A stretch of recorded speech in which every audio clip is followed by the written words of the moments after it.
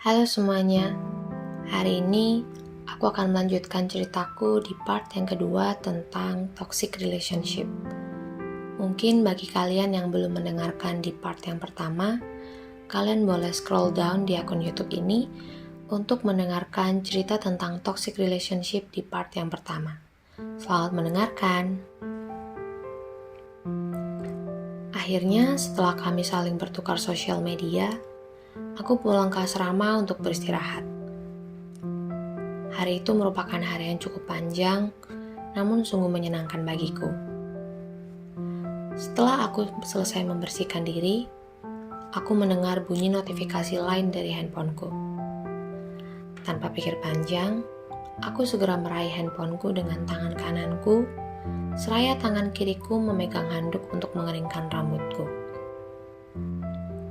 Ada sedikit perasaan kaget yang timbul dalam diriku ketika aku melihat notifikasi itu.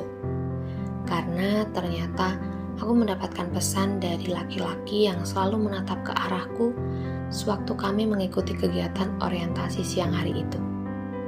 Sebut saja laki-laki itu adalah Kevin. Awalnya, aku membalas pesan dari Kevin hanya untuk sekedar formalitas saja karena aku merasa tidak enak apabila mengabaikan pesannya. Apalagi posisinya kita baru saja berkenalan dan baru saja berteman.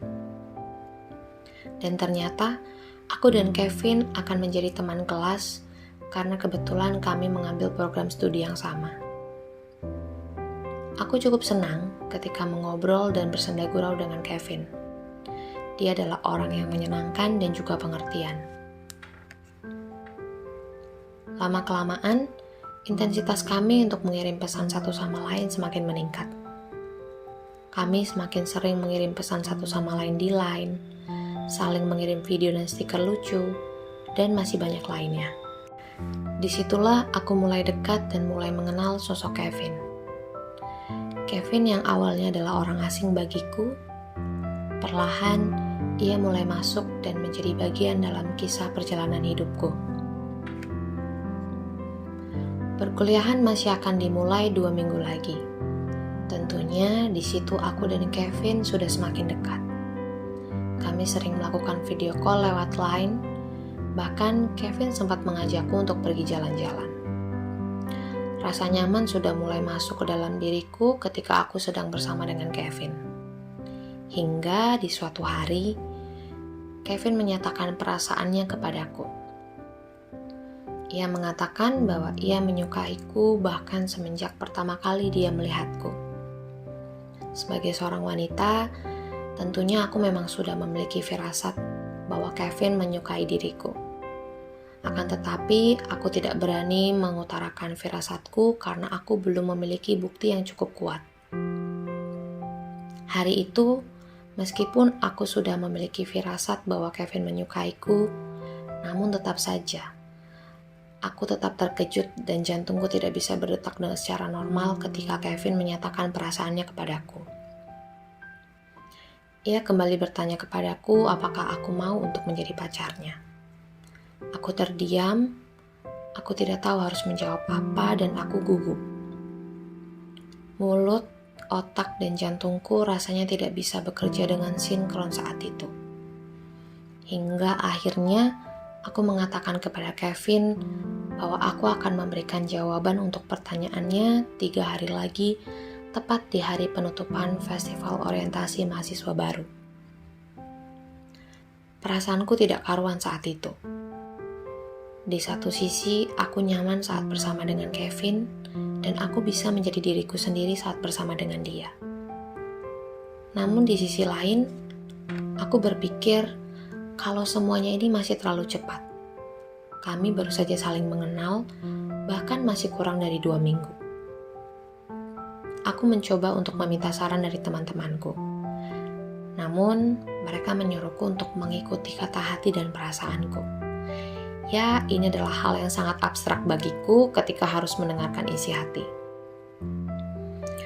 Akhirnya tibalah hari penutupan Festival Orientasi Mahasiswa Baru. Kegiatan di hari terakhir sungguh menyenangkan. Selama aku mengikuti kegiatan di hari terakhir, aku mendapati Kevin selalu menatap ke arah diriku sambil tersenyum. Aku membalas senyumannya dengan senyuman yang manis. Tepat jam 7 malam, acara hari itu telah berakhir. Kami menutupnya dengan pesta kembang api yang sangat meriah. Aku bahagia karena aku berhasil mengikuti kegiatan orientasi mahasiswa baru dengan lancar. Dan akhirnya, aku sudah resmi menjadi seorang mahasiswa.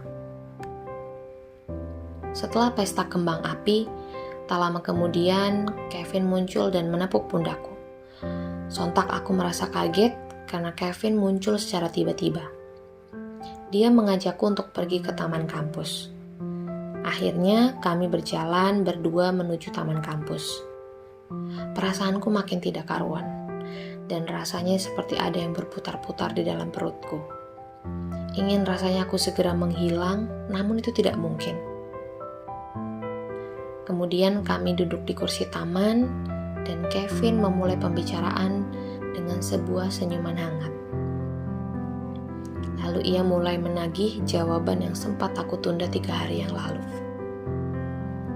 Entah angin apa yang merasuki diriku, hingga akhirnya aku memberikan jawaban kepada Kevin, "Ya, aku mau jadi pacarmu." Wajah Kevin terlihat sangat senang, namun aku justru bingung, sangat bingung. Apakah ini benar-benar keputusan yang tepat untuk aku ambil? Entahlah, aku pun tidak tahu. Yang pasti, kita akan lanjutkan lagi cerita ini di part yang selanjutnya. Bye-bye.